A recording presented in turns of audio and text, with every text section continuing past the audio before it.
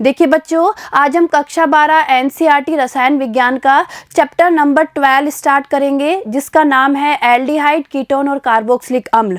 इनमें से आज हम एल्डिहाइड और कीटोनों के बारे में पढ़ेंगे और इनका हल्का सा परिचय लेंगे। साथ ही साथ हम नाम पद्धति के बारे में भी अध्ययन करेंगे। तो देखिए बच्चों, ध्यान दीजिएगा। देखिए, एल्डिहाइड एवं कीटोन को संयुक्त रूप से कार्बोनिल यौगिक कहा जाता है। देखिए बच्चों, ध्यान देने वाली बात है कि जो एल्डिहाइड और कीटोन होते हैं, इन्हें संयुक्त रूप से क्या कहा जाता है? कार्बोनिल यौगिक कहा जाता है। ठीक है, इसमें सी डबल बॉन्ड ओ समूह होता है। देखिए बच्चों, ध्यान दीजिएगा भाई, जो एल्डिहाइड और कीटोन होते हैं इन्हें कार्बोनिल यौगिक कहा जाता है और इनमें ये वाला समूह पाया जाता है। देखिए, इसे कार्बोनिल समूह कहते हैं। ये समूह होता है, ये जो सी डबल बॉन्ड ओ समूह है से यदि एक हाइड्रोजन तथा एक एल्किल समूह जुड़ा हुआ हो तो इसे एल्डिहाइड कहते हैं। देखिए बच्चों, ध्यान दीजिएगा कि ये जो कार्बोनिल समूह है, देखिए इसे कार्बोनिल समूह कहते हैं। और इस कार्बोनिल समूह से अगर एक तरफ, देखिए बच्चों ध्यान दीजिएगा, इस कार्बोनिल समूह से अगर एक तरफ कोई एल्किल समूह और एक तरफ कोई हाइड्रोजन जुड़ा हुआ हो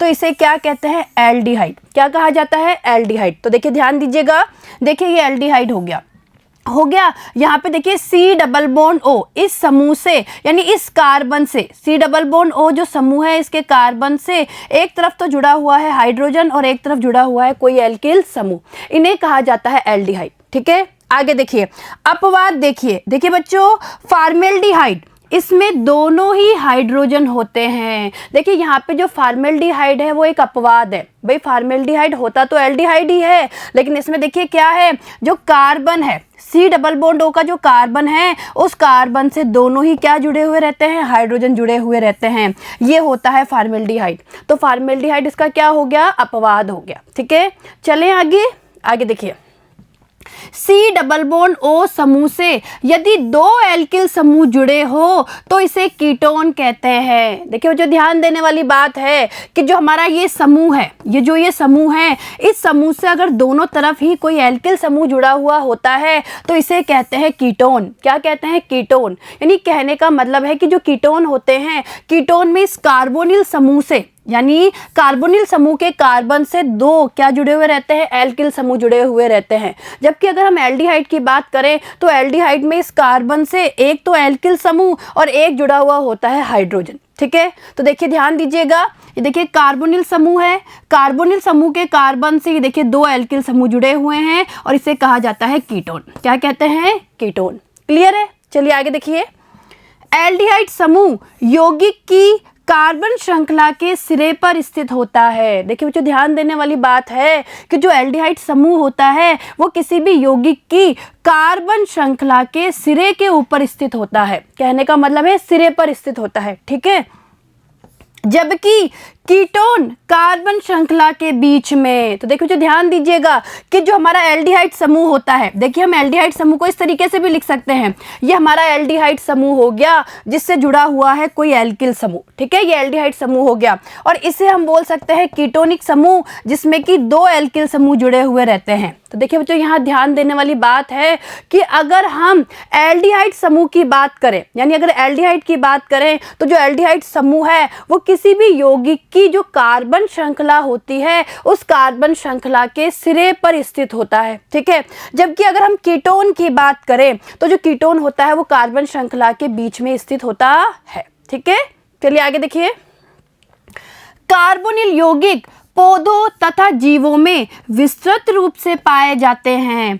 ये जीवों की जैव रासायनिक प्रक्रिया में महत्वपूर्ण योगदान देते हैं। ठीक है, आगे देखिए, ये प्रकृति में सुगंध व स्वाद प्रदान करते हैं। देखिए बच्चों, जो एल्डिहाइड होते हैं या कीटोन होते हैं वो प्रकृति में सुगंध व स्वाद प्रदान करते हैं। आगे देखिए, उदाहरण देखिए, पहला उदाहरण देखिए वैनिलीन। देखिए बच्चों, जो वैनिलीन है वो वैनिला सेम से प्राप्त होती है। दूसरा उदाहरण देखिए सैलिसैल्डिहाइड। ठीक है, तो जो सैलिसैल्डिहाइड है वो मैडो स्वीट से प्राप्त होता है। और तीसरा देखिए सिनेमेल्डिहाइड। सिनेमेल्डिहाइड प्राप्त होता है दालचीनी से। ठीक है, ये दालचीनी से प्राप्त होता है और ये तीनों ही देखिए क्या है, ये तीनों ही रुचिकर सुगंध देते हैं। तो हमने यहाँ पे तीन उदाहरण देखे जो कि सुगंध व स्वाद प्रदान करते हैं। पहला देखा वैनिलीन, दूसरा देखा सैलिसैल्डिहाइड और तीसरा देखा हमने सिनेमेल्डिहाइड। ठीक है, चलें आगे। आगे देखिए, अब देखिए बच्चों ध्यान दीजिएगा, ये संरचना होती है वेनिलीन की। ये किसकी संरचना होती है? वेनिलीन की संरचना होती है। इसमें कोई एरोमेटिक बेंजीन वाले होती है, जिससे OH समूह, OCH3 समूह और CHO यानी एल्डिहाइड समूह जुड़ा रहता है। ठीक है, ये होती है सैलिसैल्डिहाइड की और ये होती है सिनेमैल्डिहाइड की। ठीक है, तो ये तीनों इनकी क्या होती है? संरचना होती है। ठीक है, आगे देखिए। अब देखिए, अब हम पढ़ेंगे कार्बोनिल यौगिकों का नामकरण। तो देखिए बच्चों, अभी तक तो हम लोगों ने जो कार्बोनिल यौगिक है, एल्डिहाइड और कीटोन, उनका एक परिचय लिया है। परिचय में हमने ये पढ़ा है कि इनमें कौन सा समूह पाया जाता है, और इसके अलावा ये जो एल्डिहाइड और कीटोन होते हैं वो प्रकृति में स्वाद और सुगंध के लिए उत्तरदायी होते हैं। तो हमने एक हल्का सा इनका परिचय लिया है। अब हम इनके नामकरण के बारे में पढ़ेंगे, जिसमें हम सामान्य नाम पद्धति के साथ साथ IUPAC नाम पद्धति का भी अध्ययन करेंगे। तो देखिए बच्चों ध्यान दीजिएगा, देखिए सामान्य नाम, एल्डिहाइड एवं कीटोन अपने सामान्य नामों से जाने जाते हैं। भाई जो एल्डिहाइड और कीटोन होते हैं वो ज्यादातर अपने सामान्य नामों से ही जाने जाते हैं। आगे देखिए, एल्डिहाइडों के सामान्य नाम संगत कार्बोक्सिलिक अम्लों के अंग्रेजी में लिखे सामान्य नामों के अंत में स्थित अनुलग्न इक के स्थान पर एल्डिहाइड लगाकर लिखे जाते हैं। तो देखिए बच्चों, अगर हमें एल्डिहाइडों का सामान्य नाम लिखना है तो क्या करा जाता है? जो कार्बोक्सिलिक अम्लों के अंग्रेजी में लिखे हुए सामान्य नाम होते हैं, उनके अंत में जो अनुलग्न इक होता है, भाई जो इक अनुलग्न होता है उसके स्थान पर हम क्या लगाते हैं? उनके स्थान पर हम एल्डिहाइड लगाते हैं। और इसी तरीके से जो एल्डिहाइड है उनका सामान्य नाम लिखा जाता है। ठीक है, आगे देखिए, कार्बोक्सिलिक अम्ल या एल्डिहाइड के नाम में स्रोत का नाम लैटिन या ग्रीक भाषा में प्रदर्शित होता है। तो देखो जो ध्यान देने वाली बात है कि हम कार्बोक्सिलिक अम्ल की बात करें या एल्डिहाइडों की बात करें, इनमें जो स्रोत का नाम होता है वो या तो लैटिन भाषा में होगा या ग्रीक भाषा में। ठीक है, कार्बन श्रृंखला में प्रतिस्थापियों की स्थिति को ग्रीक अक्षरों जैसे अल्फा, बीटा, गामा, डेल्टा आदि से प्रदर्शित करते हैं। तो देखिए बच्चों ध्यान दीजिएगा, भाई कार्बन श्रृंखला में जो प्रतिस्थापी होते हैं उन्हें हम ग्रीक अक्षरों से अल्फा, बीटा, गामा, डेल्टा आदि के द्वारा प्रदर्शित करते हैं। ठीक है, चले आगे। देखिए, अल्फा कार्बन उस कार्बन को कहते हैं जो सीधे एल्डिहाइड समूह के कार्बन परमाणु से जुड़ा होता है। उसके बाद कार्बन तथा अन्य इसी प्रकार में आगे चलते हैं। तो देखिए बच्चों, यहाँ ध्यान देने वाली बात है कि अल्फा कार्बन किसे कहेंगे? भाई अल्फा कार्बन उस कार्बन को कहेंगे जो कि सीधा ही किससे जुड़ा हुआ हो? एल्डिहाइड समूह से जुड़ा हुआ हो। तो देखिए ध्यान दीजिएगा, ये एल्डिहाइड समूह है, ये एल्डिहाइड समूह है, और एल्डिहाइड समूह से मान लीजिए कोई एल्किल समूह जुड़ा हुआ है, तो एल्डिहाइड से जुड़ा हुआ जो कार्बन है, देखिए बच्चों, जो ये एल्डिहाइड समूह के इस कार्बन से जुड़ा हुआ जो कार्बन है, इस कार्बन को कहा जाता है अल्फा कार्बन। ठीक है, अगर एक और कार्बन जुड़ा हुआ है उसे कहा जाता है बीटा कार्बन। तो इसी क्रम में अल्फा, बीटा, गामा, इसी तरीके से क्रम चलता रहता है। ठीक है, आगे देखिए। तो देखिए बच्चों, ये उदाहरण देखिए, CH3CHO। ठीक है, इसको हम क्या बोलेंगे? इसे हम कहेंगे एसिटैल्डिहाइड। क्या कहेंगे? एसिटैल्डिहाइड। देखिए बच्चों, समझने की कोशिश करना। देखिए CH3COOH, इसे कहते हैं एसिटिक अम्ल। ये एक कार्बोक्सिलिक अम्ल है और इसे कहा जाता है एसिटिक अम्ल। देखिए बच्चों ध्यान दीजिएगा, समझने की कोशिश करना। इसे कहा जाता है एसिटिक अम्ल। ठीक है, और जब हम बात कर रहे हैं एल्डिहाइड की, यानी हम बात कर रहे हैं CH3CHO की, और अगर हमें इसका सामान्य नाम लिखना है तो हम क्या करेंगे? हम देखिए इसी से, जो कार्बोक्सिलिक अम्ल का नाम है, इसी से इसका नाम देंगे। और क्या नाम देंगे? एसिटैल्डिहाइड। यानी हमने पढ़ा था ना कि भाई जो भी कार्बोक्सिलिक अम्ल के लास्ट में जो एक अनुलग्न है उसको हटा दिया जाता है और उसकी जगह क्या लगा देते हैं? एल्डिहाइड। तो इसका नाम क्या हो जाएगा? इसका नाम हो जाएगा एसिटैल्डिहाइड। तो देखिए इसका सामान्य नाम एसिटैल्डिहाइड है। और देखिए बच्चों, आप लोगों को एल्डिहाइड और कीटोन के सामान्य नाम भी पता होना जरूरी है, क्योंकि बहुत सी जगह इनके सामान्य नामों को काम में लिया जाता है। ठीक है, तो देखिए इसका नाम क्या होगा? सामान्य नाम एसिटैल्डिहाइड। ठीक है, चले आगे। इधर देखिए, ये कोई बेंजीन वाले है, ठीक है, और बेंजीन वाले से कोई एल्डिहाइड समूह जुड़ा हुआ है, इसे कहेंगे बेंजिल्डिहाइड। क्या कहेंगे इसे? बेंजिल्डिहाइड। और आपको इसकी भी संरचना और नाम पता होना जरूरी है। आगे देखिए, देखिए बच्चों, ये आपको कोई यौगिक दिया हुआ है। अब देखिए यहाँ पे ये कोई एल्डिहाइडिक समूह है, देखिए ये कोई एल्डिहाइडिक समूह है, इससे जुड़े हुए कार्बन को अल्फा कार्बन, पास वाले को बीटा, और इसको हम क्या बोलेंगे? गामा। भाई alpha carbon, beta carbon, gamma carbon, ठीक है। अब आप ध्यान से देखिए कि भाई यहाँ पे बीटा वाले कार्बन पे यहाँ पे ब्रोमीन जुड़ा हुआ है, ठीक है, ब्रोमीन जुड़ा हुआ है, और ये ब्रोमीन क्या है? यहाँ पे प्रतिस्थापी है। तो देखिए हम क्या नाम देंगे?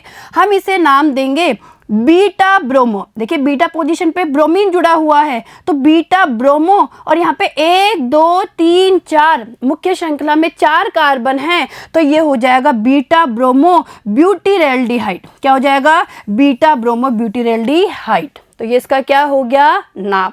तो ये आप लोगों को मैंने बता ही दिया। भाई एल्डिहाइड समूह के जो कार्बन से जुड़ा हुआ कार्बन होता है उसे कहा जाता है अल्फा कार्बन, उसके पास वाले को बीटा, और ये गामा, ठीक है।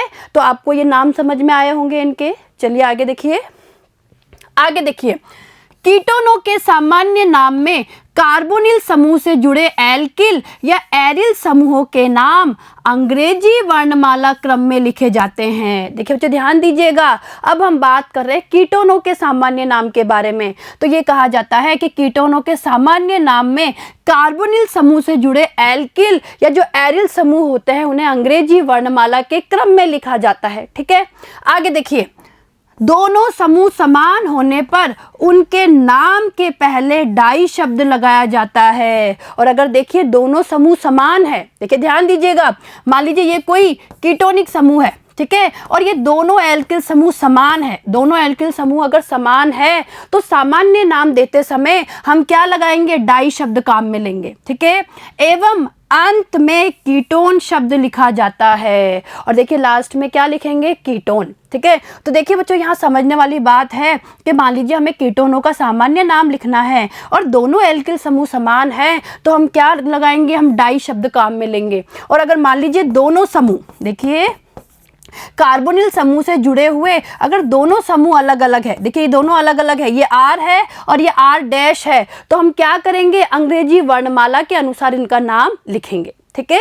तो आई बात समझ में यहाँ तक की। आगे देखिए, प्रतिस्थापियों की स्थिति को ग्रीक अक्षरों alpha, alpha dash, beta, beta dash आदि द्वारा दर्शाते हैं। तो देखिए बच्चों, अगर कीटोन की हम लोग बात करें तो कीटोन में भी प्रतिस्थापियों को हम ग्रीक अक्षरों के द्वारा यानी अल्फा, बीटा इस तरीके से दर्शाते हैं। एक तरफ अगर अल्फा, बीटा, गामा इस तरीके से दर्शाएंगे तो दूसरी तरफ हम दर्शाएंगे alpha dash, beta dash, gamma dash इस तरीके से, ठीक है। तो देखिए आगे देखिए, अल्फा, अल्फा डैश कार्बन परमाणु वे होते हैं जो सीधे कार्बोनिल समूह से जुड़े रहते हैं। अब देखिए बच्चों यहाँ ध्यान देने वाली बात है कि अल्फा और अल्फा डैश कार्बन परमाणु कौन से होते हैं? जो सीधे ही कार्बोनिल समूह से जुड़े होते हैं। तो देखिए ध्यान दीजिएगा, ये हमारा कोई कीटोनिक समूह है, ठीक है, और कीटोनिक समूह से दोनों तरफ ही कोई एल्किल समूह जुड़ा हुआ है, ठीक है। अब इस कार्बोनिल समूह के कार्बन से जुड़ा हुआ, देखिए इस कार्बन से जुड़ा हुआ जो कार्बन है इसे बोलेंगे हम अल्फा। क्या बोलेंगे? अल्फा। इसी तरीके से इस कार्बन से जुड़ा हुआ जो इधर कार्बन होगा उसे हम बोलेंगे अल्फा डैश। क्या बोलेंगे? Alpha dash. इस तरीके से देखिए, अगर इस अल्फा कार्बन से एक और कार्बन जुड़ा हुआ है इसे बोलेंगे बीटा कार्बन, ठीक है। और इसी तरीके से अगर इस कार्बन से एक और कार्बन जुड़ा हुआ है इसे बोलेंगे बीटा डैश, ठीक है। तो ये आपको समझ में आया कि अल्फा क्या होते हैं, अल्फा डैश क्या होते हैं। इस तरीके से देखिए, अल्फा बीटा, ये अल्फा कार्बन, बीटा कार्बन। इसी तरीके से अल्फा डैश, बीटा डैश, यानी अल्फा डैश नंबर का कार्बन और ये बीटा डैश कार्बन, ठीक है। यहाँ तक की समझ में आई बात आपको? चलिए आगे देखिए, देखिए यहाँ से भी इसे आप समझ सकते हैं। देखिए ये एक उदाहरण है डाईएथिल कीटोन का। भाई डाईएथिल कीटोन है, कार्बोनिल समूह के दोनों तरफ एल्किल समूह क्या है? समान है। लेकिन देखिए यहाँ से आप ये समझिए कि अल्फा क्या होता है, बीटा क्या होता है। देखिए ये जो कार्बोनिल समूह है, ठीक है, इसके कार्बन से सीधा जुड़ा हुआ कार्बन अल्फा, इस अल्फा कार्बन से जुड़ा हुआ ये वाला कार्बन बीटा। इसी तरीके से इस कार्बोनिल समूह के कार्बन से जुड़ा हुआ ये वाला कार्बन अल्फा डैश और ये वाला कार्बन बीटा डैश, ठीक है। और ये मैंने अभी आपको और अच्छे से समझा दिया था बना के, ठीक है। आगे देखिए, कुछ कीटोनों के ऐतिहासिक सामान्य नाम होते हैं। देखिए बच्चों यहाँ ध्यान दीजिएगा, बच्चों कुछ कीटोन होते हैं उनके ऐतिहासिक सामान्य नाम होते हैं। जैसे देखिए डाईमेथिल कीटोन, देखिए बच्चों ये डाईमेथिल कीटोन है, ध्यान से देखिए आप लोग इसे, भाई ये कोई कार्बोनिल समूह है, कीटोनिक समूह है और दोनों तरफ जो एल्किल समूह जुड़ा हुआ है वो समान है। और कौन सा एल्किल समूह जुड़ा हुआ है? मैथिल समूह, तो इसका नाम हो गया डाईमेथिल कीटोन। इसका सामान्य नाम क्या हो गया? Dimethyl ketone. और इस डाईमेथिल कीटोन को एसीटोन कहा जाता है। देखिए बच्चों इसे एसीटोन भी कहते हैं और ये आपको पता होना बहुत ही जरूरी है, ठीक है, क्योंकि बहुत सी जगह हम एसीटोन शब्द को काम में लेंगे। चलिए आगे देखिए, आगे देखिए एल्किल फेनिल कीटोन का नाम लिखने के लिए एसिल समूह के साथ फिनोन शब्द लिखते हैं। तो देखिए बच्चों ध्यान दीजिएगा कि अगर हमें एल्किल फेनिल कीटोन का नाम लिखना है तो हम क्या करते हैं, जो एसिल समूह है, देखिए बच्चों जो एसिल समूह होता है उसके साथ फिनोन शब्द लिखते हैं। तो देखिए इस उदाहरण को समझने की कोशिश करिए। देखिए इस उदाहरण को देखिए आप, अगर हम इस उदाहरण की बात करें तो इस उदाहरण का नाम क्या होगा? एसिटोफिनोन। क्या होगा? एसिटोफिनोन, यानी इसे एसिटोफिनोन भी कहा जाता है और साथ ही साथ इसका सामान्य नाम मैथिल फेनिल कीटोन भी होता है। भाई देखिए ये कार्बोनिल समूह है, ठीक है, और कार्बोनिल समूह में भी कौन सा? कीटोनिक समूह है, जिससे यहाँ पे तो मैथिल जुड़ा हुआ है, यहाँ पे फेनिल जुड़ा हुआ है, तो इसका सामान्य नाम मैथिल फेनिल कीटोन होता है। और देखिए इसका ऐतिहासिक नाम एसिटोफिनोन होता है, यानी इसे एसिटोफिनोन के नाम से भी जाना जाता है। ठीक है, आई बात समझ में यहाँ तक की? आगे देखिए इसी तरीके से इसको देखिए, देखिए बच्चों इसे देखिए, इसका नाम होगा प्रोपियोफिनोन। क्या होगा? प्रोपियोफिनोन, यानी इसे प्रोपियोफिनोन के नाम से जाना जाता है। और देखिए इसका एक और नाम हो सकता है, देखिए इसका अगर हम एक और नाम की बात करें तो इसका एक नाम क्या हो जाएगा? Ethyl phenyl ketone. देखिए बच्चों ध्यान दीजिए, अगर हम इसके सामान्य नाम की बात करें तो इसका सामान्य नाम ये भी हो सकता है ethyl phenyl ketone, ethyl phenyl ketone. ठीक है, तो ये भी इसका सामान्य नाम है और ये इसका ऐतिहासिक नाम है, इसे प्रोपियोफिनोन के नाम से भी जाना जाता है। ठीक है, चले आगे। अब देखिए इसी तरीके से इसको देखिए, देखिए इसे कहा जाता है बेंजोफिनोन। देखिए बच्चों इसे क्या कहते हैं? बेंजोफिनोन। तो देखिए ये जो हमने ऐतिहासिक नाम पढ़े, ये नाम आपको पता होना बहुत ही जरूरी है।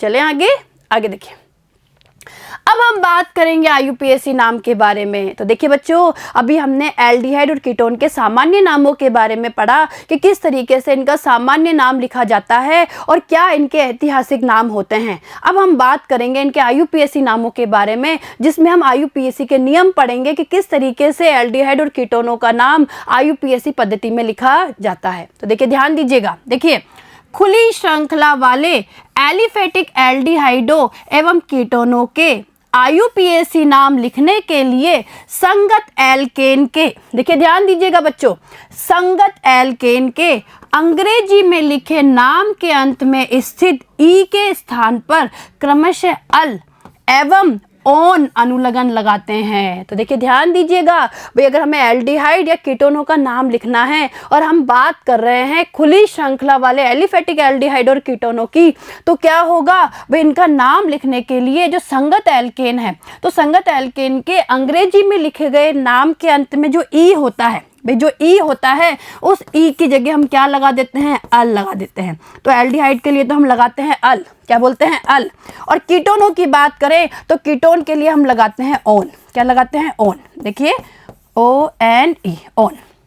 तो ये आपको पता होना जरूरी है कि भाई हम लोग एल्डिहाइड के लिए लगाते हैं अल और कीटोन के लिए लगाते हैं ओन। ठीक है, तो ये दोनों अनुलगन लगाए जाते हैं और ये आपको पता होना बहुत ही जरूरी है कि भाई एल्डिहाइड के लिए क्या लगाएंगे? अल, और कीटोन के लिए क्या लगाएंगे? ओन। ठीक है, चलिए आगे। अब देखिए एल्डिहाइड में कार्बन की सबसे लंबी श्रृंखला का अंकन उस सिरे से किया जाता है जहां एल्डिहाइड समूह स्थित होता है। देखो जो ध्यान दीजिएगा कि भाई अगर हम लोग कार्बन की लंबी श्रृंखला की गिनती करते हैं तो एल्डिहाइड में गिनती वहां से शुरू करेंगे, उस सिरे से शुरू करेंगे जिधर कौन स्थित होता है? एल्डिहाइड समूह स्थित होता है। आगे देखिए, तथा कीटोन में अंकन उस सिरे से किया जाता है जिधर से कीटोन समूह को न्यूनतम अंक मिले। और अगर कीटोन की हम लोग बात करें तो देखिए बच्चों कीटोनों में वहां से अंकन किया जाता है जहां से कि कीटोन समूह को न्यूनतम अंक मिले। तो देखिए इसे एक बार समझ लीजिए, देखिए बच्चों ध्यान दीजिएगा, देखिए ये मैं एल्डिहाइड बना रही हूँ, ठीक है।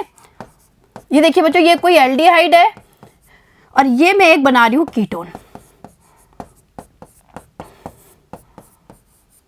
ठीक है। तो देखिए बच्चों, ये तो हो गया एल्डिहाइड, ये तो मैंने क्या बना दिया, कोई एल्डिहाइड बना दिया, और ये मैंने कोई क्या बना दिया, कीटोन बना दिया। अब देखिए समझने की कोशिश कीजिए, अगर एल्डिहाइड की हम लोग बात करें तो गिनती उस सिरे से करेंगे जिस सिरे पे एल्डिहाइड समूह स्थित होता है, ठीक है। और हम लोगों ने पढ़ा है कि जो एल्डिहाइड समूह होता है वो कार्बन श्रृंखला के सिरे पर स्थित होता है, तो गिनती यहां से शुरू होगी, 1 नंबर का कार्बन, ये 2 और ये 3, ठीक है। अब हम बात करें कीटोनों की, तो कीटोन में गिनती उस सिरे से शुरू होगी जहां से कि जो कीटोन समूह है उसे कम अंक मिले। तो देखिए बच्चों, अगर यहां से गिनती शुरू करते हैं तो 1 2 3 4, तो देखिए कीटोन को 3 नंबर मिल रहा है।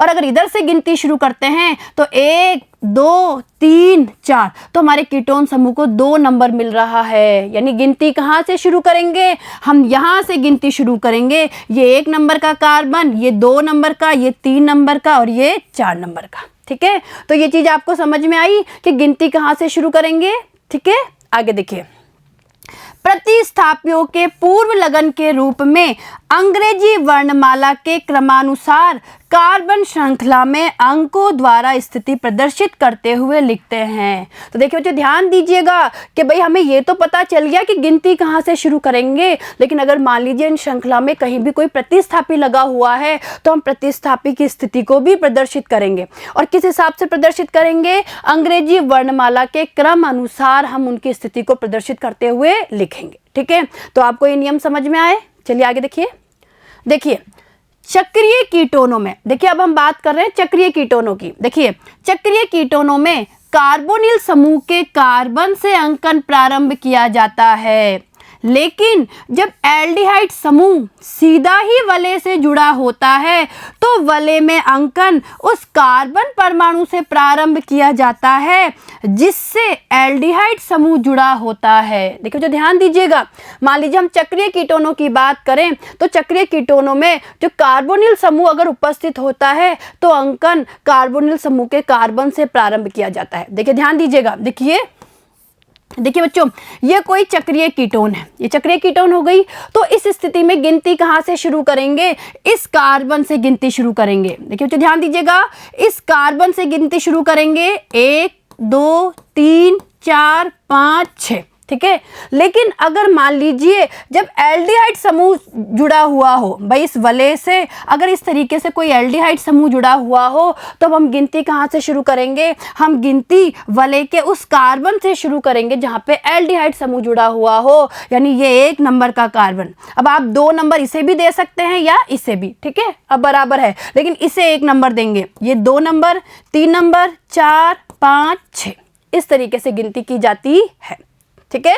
आगे देखिए, तथा साइक्लोएल्केन के नाम के साथ अनुलग्न कार्बेल्डिहाइड लगाया जाता है। और देखिए जो ध्यान दीजिएगा, भाई हमें ये तो पता लग गया गिनती कहाँ से शुरू करते हैं, लेकिन देखिए अगर इनका नाम देना है तो साइक्लोएल्केन के नाम के साथ अनुलग्न कार्बेल्डिहाइड लगाया जाता है, ठीक है। चले आगे देखिए, सरलतम एरोमेटिक एल्डिहाइड जिसमें एल्डिहाइड समूह बेंजीन वलय से सीधा जुड़ा रहता है उसे बेंजीन कार्बेल्डिहाइड कहते हैं। देखिए जो ध्यान दीजिएगा कि अगर बेंजीन वलय से सीधा ही एल्डिहाइड समूह जुड़ा हुआ हो उसे क्या बोलते हैं, बेंजीन कार्बेल्डिहाइड। लेकिन IUPAC पद्धति द्वारा इसका सामान्य नाम बेंजल्डिहाइड मान्य है। लेकिन देखिए IUPAC ने इसका जो सामान्य नाम है बेंजल्डिहाइड, इसे क्या दे रखी है, मान्यता दे रखी है, यानी बेंजल्डिहाइड क्या है, मान्य है।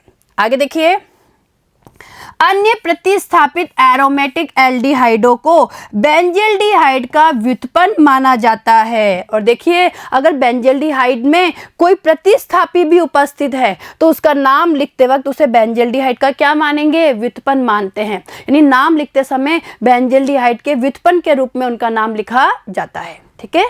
चलिए आगे देखिए बच्चों, अब समझने की कोशिश कीजिए। देखिए ये हमें कोई एल्डिहाइड दिया हुआ है, अब हमें इसका नाम लिखना है। लीजिए भाई, ये क्या हो गई, ये इसकी सबसे लंबी कार्बन श्रृंखला हो गई। अब हमें पता है कि जो एल्डिहाइड समूह होता है वो सिरे पर स्थित होता है, ठीक है। तो देखिए इसका नाम क्या हो जाएगा, 1 2 3, देखिए 1 नंबर, 2 नंबर, 3 नंबर। आप अगर ध्यान से देखेंगे तो देखिए बच्चों यहाँ पे क्या है, मुख्य श्रृंखला में कितने कार्बन है, 3 कार्बन है। 3 कार्बन का मतलब है प्रोपेन है, प्रोपेन है। तो और हमें पता है एल्डिहाइड के लिए लास्ट में अल लगाते हैं, तो इसका नाम हो जाएगा प्रोपेनेल। क्या हो जाएगा इसका नाम? प्रोपेनेल इसका नाम हो जाएगा। ठीक है, आगे देखिए इस यौगिक को देखिए, देखिए ये सबसे लंबी कार्बन श्रृंखला हो गई सबसे लंबी कार्बन श्रृंखला। अब गिनती, भाई गिनती यहाँ से शुरू करेंगे जहाँ पे एल्डिहाइड है जिस सिरे पे। लीजिए भाई 1 2 3 4 5 6 7। अब देखिए ध्यान से देखिए, यहाँ पे 3 नंबर पे और 4 नंबर पे प्रतिस्थापी लगे हुए हैं। 3 नंबर पे लगा हुआ है मैथिल प्रतिस्थापी और देखिए 4 नंबर पे ब्रोमीन जुड़ा हुआ है, यानी ब्रोमो प्रतिस्थापी जुड़ा हुआ है। देखिए मैथिल तो शुरू होता है एम से और ब्रोमो शुरू होता है बी से, तो अल्फाबेटिकली सबसे पहले हम क्या लिखेंगे? ब्रोमो को लिखेंगे। ब्रोमो कितने नंबर पे है? 4 नंबर पे। तो देखिए 4 ब्रोमो, देखिए तो ध्यान दीजिएगा 4 ब्रोमो 3 मैथिल, 4 ब्रोमो 3 मैथिल। ठीक है, और मुख्य श्रृंखला में यहाँ पे 7 कार्बन है यानी हेप्टेन, और हेप्टेन में लग जाएगा अल, तो ये हो जाएगा हेप्टेनेल। क्या हो जाएगा? हेप्टेनेल।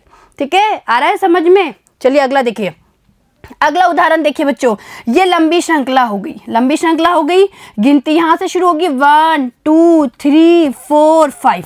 अब आप ध्यान से देखिए, इस कार्बन की श्रृंखला में 2 और 3 नंबर के कार्बन के बीच में डबल बॉन्ड भी आ रहा है और हमें इस डबल बॉन्ड को भी दिखाना है। तो देखिए क्या हो जाएगा, 5 नंबर की कार्बन श्रृंखला मतलब पेंट। ठीक है, तो हमने लिख दिया पेंट। 2 नंबर के बाद डबल बॉन्ड है तो पेंट 2 इन। देखिए तो ध्यान दीजिएगा, पेंट 2 इन और 1 नंबर पे अल यानी एल्डिहाइडिक समूह है, तो ये हो जाएगा पेंट 2 इनेल। देखिए बच्चों ध्यान दीजिएगा, पेंट 2 इनेल। ऐसे ऐसे भी लिख सकते हैं, पेंट 2 इन 1 एल। ठीक है, यानी 1 नंबर पे एल्डिहाइड जुड़ा हुआ है, इस तरीके से भी इसे लिख सकते हैं। चलें आगे, आगे देखिए, देखिए इसे देखिए बच्चों ध्यान दीजिए, ये आपको कोई यौगिक दिया हुआ है, ये कीटोन है। ठीक है, ये कोई आपको वलय में कीटोन है। गिनती यहाँ से शुरू होगी 1 2 3 4 5। 3 नंबर पे मैथिल समूह जुड़ा हुआ है, तो ये हो गया 3 मैथिल। देखिए क्या हो गया, 3 मैथिल। और देखिए इस वलय में कितने कार्बन है? 5 कार्बन है, यानी साइक्लोपेंटेन और साइक्लोपेंटेन, और यहाँ पे कार्बोनिल समूह जुड़ा हुआ है और कार्बोनिल में भी कीटोनिक समूह, तो ये हो जाएगा साइक्लोपेंटेनोन। तो देखिए इसका नाम क्या हो जाएगा, 3 मैथिल साइक्लोपेंटेनोन, क्योंकि हमें पता है कीटोन के लिए हम ऑन लगाते हैं। ठीक है, आगे देखिए, अब इसे देखिए, देखिए बच्चों अगर आप ध्यान से देखेंगे तो ये देखिए यहाँ पे क्या हो गई, ये मुख्य श्रृंखला हो गई, ये कीटोन है, कोई मुख्य श्रृंखला हो गई। अब गिनती हम वहां से शुरू करेंगे जहां से कि हमारे इस कीटोनिक समूह को कम अंक मिले, यानी यहीं से गिनती शुरू होगी। 1 नंबर 2 नंबर 3 नंबर। तो देखिए ध्यान दीजिए, 1 नंबर पे जुड़ा हुआ है फेनिल। ये क्या जुड़ा हुआ है? फेनिल जुड़ा हुआ है, और हमारी मुख्य कार्बन श्रृंखला में 3 कार्बन है, तो 1 फेनिल। देखिए इसका नाम क्या हो जाएगा, 1 फेनिल प्रोपेन। देखिए 3 कार्बन वाले को क्या बोलेंगे? प्रोपेन। अब देखिए हमें कीटोन में स्थिति बतानी पड़ेगी, भाई समूह कहाँ उपस्थित है, तो इसका नाम हो जाएगा प्रोपेन 1 ऑन। तो देखिए इसका नाम होगा 1 फेनिल प्रोपेन 1 ऑन। ये इसका क्या हो गया? IUPAC नाम हो गया। ठीक है, कितना आसान है। आगे देखिए, इसे देखिए बच्चों ध्यान दीजिए, ये सबसे लंबी कार्बन श्रृंखला हो गई। अब हम कौन से समूह को यहाँ पे वरीयता देंगे? देखिए ध्यान दीजिए, भाई यहाँ पे अगर आप देखेंगे तो एल्डिहाइड समूह भी है, कीटोनिक समूह भी है, तो हम देखिए एल्डिहाइड समूह को वरीयता देंगे। यहाँ से गिनती शुरू करेंगे, 1 number 2 number 3 number 4 number 5 number. ठीक है, और देखिए ये जो समूह है, अब ये समूह यहाँ पे प्रतिस्थापी के रूप में है, तो हम देखिए क्या बताएंगे यहाँ पे, 3 ऑक्सो, यानी 3 नंबर के कार्बन पे डबल बॉन्ड O है, यानी 3 ऑक्सो, और 5 कार्बन है और एल्डिहाइडिक समूह है, तो 3 ऑक्सो पेंटेनेल। क्या हो जाएगा? 3 ऑक्सो पेंटेनेल। तो देखिए ये इसका क्या हो गया? IUPAC नाम। समझ में आया आपको?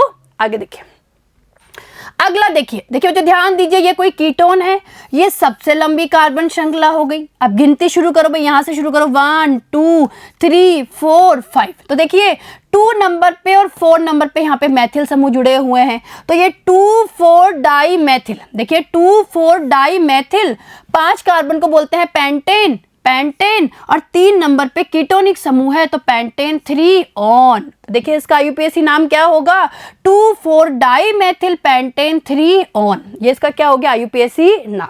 ठीक है, चलें आगे, अगला देखिए। देखिए बच्चों ये क्या है, अगर आप ध्यान से देखेंगे तो बेंजीन वलय है। देखिए बेंजीन वलय है, और बेंजीन वलय से एक तरफ तो जुड़ा हुआ है एल्डिहाइड समूह, एक तरफ जुड़ा हुआ है नाइट्रो समूह। ठीक है, हम इसे वरीयता देंगे। इस कार्बन को 1 नंबर, ये 2 नंबर, 3, ये 4, ये 5 और ये 6। ठीक है, तो देखिए क्या हो जाएगा, 4 नाइट्रो, और इस पूरे को क्या बोलते हैं, बेंजिल्डिहाइड। ठीक है, हमने पढ़ा था ना, देखो ध्यान दीजिए, इसे बेंजिल्डिहाइड कहते हैं। इसे क्या बोलते हैं, बेंजिल्डिहाइड। और इसकी 4 नंबर की पोजीशन पे जुड़ा हुआ है नाइट्रो समूह, तो ये हो गया 4 नाइट्रो बेंजिल्डिहाइड। क्या हो गया, 4 नाइट्रो बेंजिल्डिहाइड। ठीक है, चलिए आगे देखिए। अब देखिए बच्चों इस अगले को देखिए, ध्यान से देखिए, यहाँ पे अगर आप देखेंगे तो 3 एल्डिहाइड समूह उपस्थित है। ठीक है, यानी 3 एल्डिहाइडिक समूह है यहाँ पे। लीजिए भाई, ये हो गई हमारी मुख्य कार्बन श्रृंखला, गिनती कहीं से भी शुरू कर लो। लीजिए भाई 1 नंबर, 2 नंबर, 3 नंबर, 3 कार्बन है यानी प्रोपेन, तो इसका नाम हो जाएगा प्रोपेन। अब हमें तीनों समूहों की स्थिति दर्शानी है, तो ये हो जाएगा प्रोपेन 1, 2, 3। देखिए 1 पे, 2 पे और 3 पे। ठीक है, तीनों पे समूह जुड़े हुए हैं, तो प्रोपेन 1, 2, 3 3 बार है तो क्या आ जाएगा, ट्राई कार्बेल्डिहाइड। क्या आ जाएगा, ट्राई कार्बेल्डिहाइड। ठीक है, आगे देखिए। अब देखिए बच्चों, आपको ये एक सारणी दी गई है। क्या दी गई है, सारणी दी गई है। इस सारणी में आपको यहाँ पे दिए गए हैं एल्डिहाइड, कुछ एल्डिहाइड दिए गए हैं जिनकी संरचना दी गई है। यहाँ पे उनके सामान्य नाम है और यहाँ इनके क्या है, आईयूपीएसी नाम है। तो एक बार हम इन पे नजर डाल लेते हैं। तो देखिए ध्यान दीजिए, इसे देखिए पहले को। देखिए बच्चों HCHO, ठीक है, इसे क्या कहेंगे हम, फॉर्मेल्डिहाइड। देखिए बच्चों इसे क्या कहा जाता है, इसे फॉर्मेल्डिहाइड कहा जाता है अगर सामान्य नाम की बात करें, और आईयूपीएसी नाम होगा मेथेनिल। और देखिए समझने की कोशिश करिए, भाई यहाँ पे क्या है, भाई एक ही तो कार्बन है। भाई मैं इसे ऐसे भी लिख सकती हूँ, HC+OH, ये इसकी संरचना हो गई। मैंने इसे खोल के लिख दिया। तो अब ध्यान से देखिए, एक कार्बन है और एक कार्बन के एल्डिहाइड को हम बोलेंगे मेथेनेल। क्लियर है। दूसरा देखिए, इसे देखिए CH3CHO, इसे कहा जाता है एसिटैल्डिहाइड। देखिए इसका सामान्य नाम होता है एसिटैल्डिहाइड और आईयूपीएसी नाम क्या होगा, एथेनेल। क्लियर है। अगला देखिए बच्चों, इसे देखिए, इस यौगिक को देखिए, मैं आपको खोल के दिखा रही हूँ इसकी संरचना। CH इससे जुड़ा हुआ है ये एल्डिहाइडिक समूह, एक जुड़ा हुआ है यहाँ मैथिल समूह और एक जुड़ा हुआ है यहाँ मैथिल समूह। अब ध्यान से देखिए बच्चों, यहाँ पे ये लीजिए सबसे लंबी कार्बन श्रृंखला हो गई। अब यहाँ पे 1, 2, 3 ये हमने गिनती कर ली। अब देखिए इसका आईयूपीएसी नाम क्या होगा, भाई आप ध्यान से देखेंगे तो यहाँ पे देखिए 2 नंबर पे क्या जुड़ा हुआ है, मैथिल जुड़ा हुआ है। भाई 1, 2 नंबर पे मैथिल जुड़ा हुआ है और मुख्य श्रृंखला में 3 कार्बन है, तो इसका नाम हो जाएगा 2 मैथिल। देखिए 2 नंबर पे मैथिल समूह है, 2 मैथिल, और 3 कार्बन है मुख्य श्रृंखला में यानी प्रोपेन, और एल्डिहाइड है तो अल। ठीक है, तो ये हो जाएगा 2 मैथिल प्रोपेनेल। क्या हो जाएगा, 2 मैथिल प्रोपेनेल। ठीक है, आगे देखिए, इसे देखिए बच्चों, ध्यान से देखिए। अगर हम इसे देखेंगे तो आपको पता है इस कार्बन को हम बोलेंगे अल्फा, इसे बोलेंगे बीटा, इसे बोलेंगे गामा। हमने पढ़ा है ना अल्फा बीटा गामा, तो सामान्य नाम क्या हो जाएगा, गामा मैथिल। भाई गामा स्थिति पे मैथिल समूह है, तो गामा मैथिल, इस पूरे को बोलते हैं साइक्लोहेक्सेन कार्बेल्डिहाइड। तो इसका नाम हो जाएगा गामा मैथिल साइक्लोहेक्सेन कार्बेल्डिहाइड।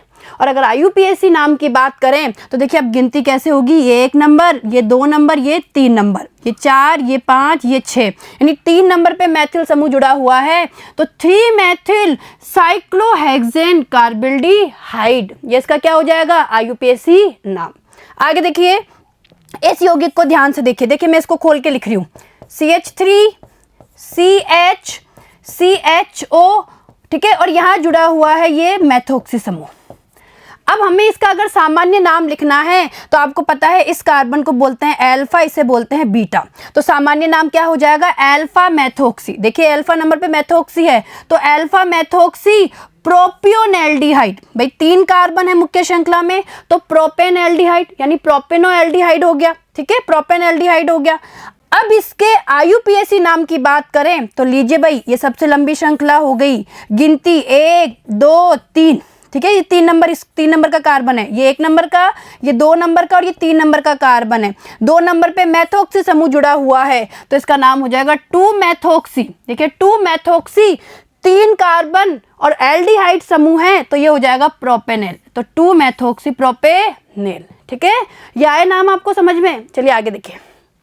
अब देखिए बच्चों, इसे देखिए ध्यान से, देखिए इसमें 1 2 3 4 5 5 कार्बन है, 5 कार्बन का एल्डिहाइड है।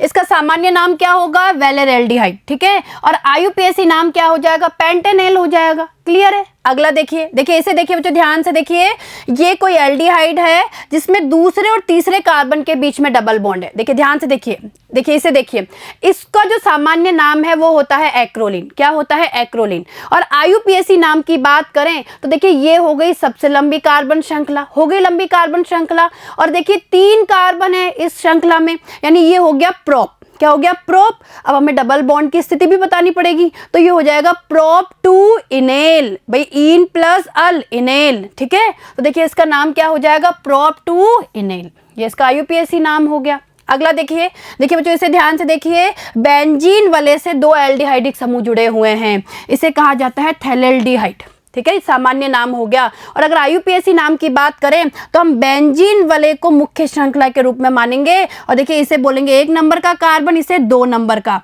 तो ये हो जाएगा बेंजीन 1,2 डाई कार्बेल्डिहाइड। क्या हो जाएगा? बेंजीन 1,2 डाई, यानी 2 बार है डाई कार्बेल्डिहाइड, ये इसका क्या हो जाएगा? IUPAC नाम।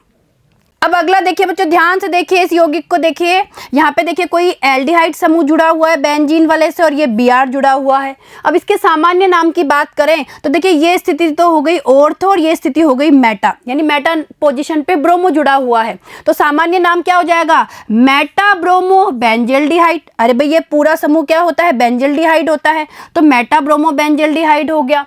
अगर हम इसके IUPAC नाम की बात करें तो देखिए ये 1 नंबर का कार्बन, ये 2 नंबर का, ये 3, ये 4, ये 5, ये 6, यानी 3 नंबर पे ब्रोमो जुड़ा हुआ है तो इसका IUPAC नाम हो जाएगा 3 ब्रोमो बेंजल्डिहाइड। क्या हो जाएगा? 3 ब्रोमो बेंजल्डिहाइड। क्लियर है। चलिए आगे देखिए। अब देखिए बच्चों इस सारणी को देखिए, इस सारणी में आपको यहाँ दिए हुए हैं कीटोन। क्या दिए हुए हैं? कीटोन दिए हुए हैं। ये कीटोन के सामान्य नाम है और ये IUPAC नाम। तो देखिए समझने की कोशिश करिए। देखिए ये कोई कीटोन है, ठीक है। इस कीटोन को अगर आप ध्यान से देखेंगे तो इधर इधर तो जुड़ा हुआ है मैथिल समूह, इधर जुड़ा हुआ है प्रोपिल समूह, तो इसका सामान्य नाम हो जाएगा मैथिल एंड प्रोपिल कीटोन। भाई एक तरफ मैथिल है और एक तरफ प्रोपिल है तो Maithil and propyl ketone. Clear है। और अगर हम IUPAC नाम की बात करें तो देखिए बच्चों गिनती शुरू करेंगे और गिनती वहां से शुरू करेंगे जहां से कार्बोनिल समूह को कम अंक मिले। तो 1 नंबर, 2 3 4 5, ठीक है, यानी 5 कार्बन का मतलब है पेंटेन। और 2 नंबर पे क्या है? ये कीटोनिक समूह है तो पेंटेन 2 ऑन, ये क्या हो गया इसका IUPAC नाम। आगे देखिए, देखिए जो इसे देखिए, इस यौगिक को अगर हम सामान्य नाम की बात करें तो सामान्य नाम होगा डाई आइसोप्रोपिल कीटोन। देखिए मैं इसे खोल के लिख रही हूँ, CH, C double bond O, CH, यहाँ भी एक मैथिल समूह है, यहाँ भी एक मैथिल समूह है और इससे देखिए यहाँ भी एक मैथिल समूह है और यहाँ भी एक मैथिल समूह है, ठीक है।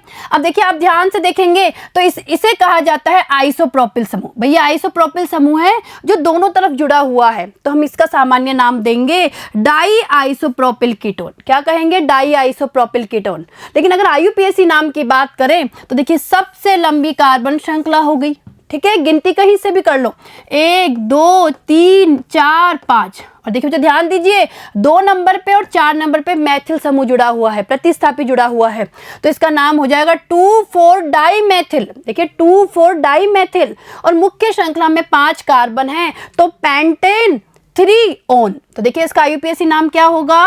2,4 डाई मैथिल पेंटेन 3 ऑन, ये इसका क्या हो गया? IUPAC नाम, ठीक है। आगे देखिए। अब देखिए बच्चों इस अगले को देखिए, देखिए ध्यान से देखिए, ये कोई कीटोन है, भाई यहाँ पे C है, C डबल बॉन्ड, ये कोई कीटोनिक समूह है और देखिए इसके इस वाले कार्बन पे यानी अल्फा नंबर पे जुड़ा हुआ है कोई मैथिल समूह, यानी अल्फा नंबर के कार्बन पे जुड़ा हुआ है मैथिल समूह तो सामान्य नाम क्या हो जाएगा? अल्फा मैथिल साइक्लोहेक्सेनोन, ठीक है, ये सामान्य नाम हो गया। अब IUPAC नाम देखिए, देखिए इसे बोलेंगे 1 नंबर, इसे 2 3 4 5 6, यानी 2 नंबर पे मैथिल समूह जुड़ा हुआ है तो 2 मैथिल साइक्लोहेक्सेनोन। भाई 2 नंबर पे मैथिल है ना, तो 2 मैथिल साइक्लोहेक्सेनोन, ये इसका क्या हो गया IUPAC नाम। ठीक है, अब देखिए बच्चों, इसे देखिए, इस यौगिक को देखिए ध्यान से, मैं खोल के लिख रही हूँ, कीटोन है। ठीक है, ये यहाँ पे देखिए, यहाँ मैथिल समूह है, यहाँ मैथिल समूह है। ध्यान से देखिए, अगर हम इसके साधारण नाम की बात करें या सामान्य नाम की बात करें तो सामान्य नाम होगा मेसिटिल ऑक्साइड। ठीक है, मेसिटिल ऑक्साइड होता है। लेकिन अगर हम इसके IUPAC नाम की बात करें तो देखिए, ये सबसे लंबी कार्बन श्रृंखला हो गई, 1 2 3 4 5। तो देखिए 4 नंबर पे क्या है, 4 नंबर पे यहाँ प्रतिस्थापी जुड़ा हुआ है मैथिल, और 3 नंबर के बाद है डबल बॉन्ड। वापस देखिए, 4 नंबर पे मैथिल समूह है और 3 नंबर के बाद डबल बॉन्ड है, तो देखिए इसका नाम क्या हो जाएगा, 4 मैथिल पेंट 3 इन, और ये हो जाएगा 2 ऑन। तो ये इसका क्या हो गया, IUPAC नाम। ठीक है, चलें आगे। अब देखिए बच्चों, हम लोगों ने एल्डिहाइड और कीटोन के IUPAC नामकरण के बारे में और सामान्य नामकरण के बारे में तो पढ़ लिया है, और अब हम पढ़ेंगे कार्बोनिल समूह की संरचना के बारे में। तो देखिए ध्यान दीजिएगा, कार्बोनिल समूह में कार्बन परमाणु sp2 संकृत अवस्था में होता है तथा 3 सिग्मा बंध निर्मित करता है। तो देखिए बच्चों ध्यान दीजिएगा, भाई जो ये कार्बोनिल समूह होता है, इसका जो कार्बन है, ये जो कार्बन है ये sp2 संकृत होता है। ठीक है, और 3 सिग्मा बंध बनाता है, ये सिग्मा बंध, ये भी सिग्मा बंध, और ये भी क्या है, सिग्मा बंध। यानी कितने सिग्मा बंध हो गए, 3 सिग्मा बंध का निर्माण करता है। ठीक है, कार्बन का चौथा संयोजकता इलेक्ट्रॉन कार्बन के असंकृत p कक्षक में होता है तथा ऑक्सीजन के p कक्षक के साथ अतिव्यापन करके एक पाई बंध बनाता है। तो देखिए ध्यान दीजिएगा, भाई जो कार्बन का चौथा संयोजकता इलेक्ट्रॉन होता है वो कार्बन के असंकृत p कक्षक में होता है। ठीक है, और ये क्या करता है, ऑक्सीजन के p कक्षक के साथ समपार्श्वीय अतिव्यापन करता है और उसके द्वारा पाई बंध का क्या करता है, निर्माण। तो देखिए इस तरीके से कार्बन और ऑक्सीजन के बीच में एक क्या होता है, एक पाई बंध होता है। ठीक है, चलिए आगे देखिए।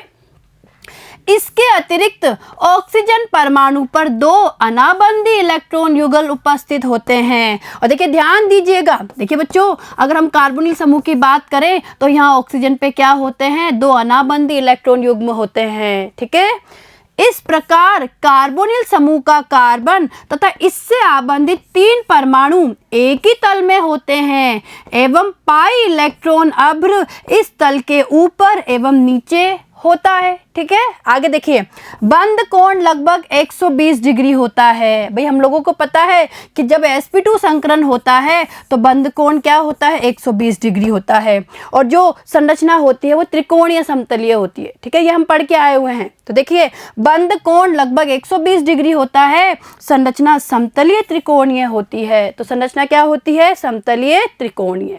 ठीक है, तो आगे देखिए, देखिए बच्चों समझने की कोशिश करिए।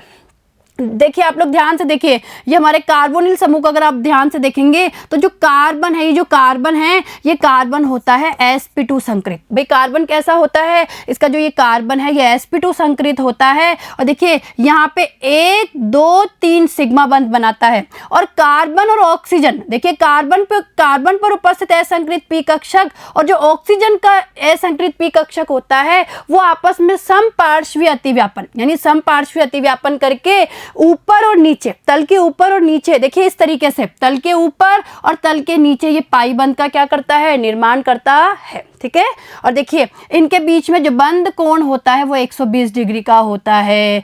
तो ये देखिए ये 120 डिग्री का क्या है, इसका बंध कोण। ठीक है, आगे चले। कार्बन की अपेक्षा ऑक्सीजन की विद्युत ऋणता उच्च होने के कारण बंध ध्रुवित हो जाता है। देखिए तो ध्यान दीजिएगा, कार्बोनिल समूह में अगर हम लोग बात करें तो कार्बन की अपेक्षा ऑक्सीजन की विद्युत ऋणता उच्च होती है, जिससे बंध क्या हो जाता है, ध्रुवित हो जाता है। अतः कार्बोनिल समूह का कार्बन एक इलेक्ट्रॉन रागी यानी लुईस अम्ल केंद्र और कार्बोनिल का ऑक्सीजन एक नाभिक रागी यानी लुईस क्षार केंद्र होता है। तो देखिए ध्यान दीजिएगा, वो जो कार्बोनिल समूह का कार्बन होता है ना, वो तो इलेक्ट्रॉन रागी यानी लुईस अम्ल केंद्र होता है, और जो कार्बोनिल समूह का जो ऑक्सीजन होता है वो एक नाभिक रागी की तरह व्यवहार करता है, यानी लुईस क्षार की तरह, यानी नाभिक रागी केंद्र होता है। ठीक है, आगे देखिए। कार्बोनिल यौगिकों में पर्याप्त द्विध्रुव आघूर्ण होता है और ये ईथर से अधिक ध्रुवीय होते हैं। देखिए जो ध्यान दीजिएगा, वे जो कार्बोनिल यौगिक होते हैं उनमें पर्याप्त द्विध्रुव आघूर्ण होता है। और देखिए इसे हम अनुनादी संरचना से समझ सकते हैं। देखिए ये कोई कार्बोनिल समूह है और हमें पता है कि ऑक्सीजन की विद्युत ऋणात्मकता क्या होती है, ज़्यादा होती है, यानी बंद के इलेक्ट्रॉनों को अपनी ओर खींच के रखता है ऑक्सीजन, जिससे कार्बन पे तो आ गया प्लस और O पे आ गया माइनस। और देखिए इसी तरीके से कार्बन तो कैसे व्यवहार करेगा, इलेक्ट्रॉन रागी केंद्र की तरह, और ऑक्सीजन कैसे व्यवहार करेगा, नाभिक रागी केंद्र की तरह क्या करेगा, व्यवहार करेगा। ठीक है, तो इस तरीके से देखिए इनमें क्या पाया जाता है, पर्याप्त द्विध्रुव आघूर्ण पाया जाता है। ठीक है, क्लियर है। तो देखिए बच्चों, आज हम लोगों ने एल्डिहाइड और कीटोन के बारे में थोड़ा सा परिचय पढ़ा। ठीक है, और इस परिचय में हम लोगों ने इनके नामकरण के बारे में अध्ययन किया, इनका सामान्य नाम क्या होता है, IUPAC नामकरण क्या होता है, साथ ही साथ हम लोगों ने कार्बोनिल समूह की संरचना के बारे में भी आज अध्ययन किया। और अब इसके आगे आने वाले वीडियो में हम लोग एल्डिहाइड और कीटोन के विरचन की विधियों के बारे में अध्ययन करेंगे। और देखिए बच्चों, इस चैप्टर को बहुत ध्यान से पढ़िए, बहुत इंपॉर्टेंट चैप्टर है और इसमें से बहुत सी अभिक्रियाएं एग्जाम में पूछी जाती है। ठीक है, धन्यवाद।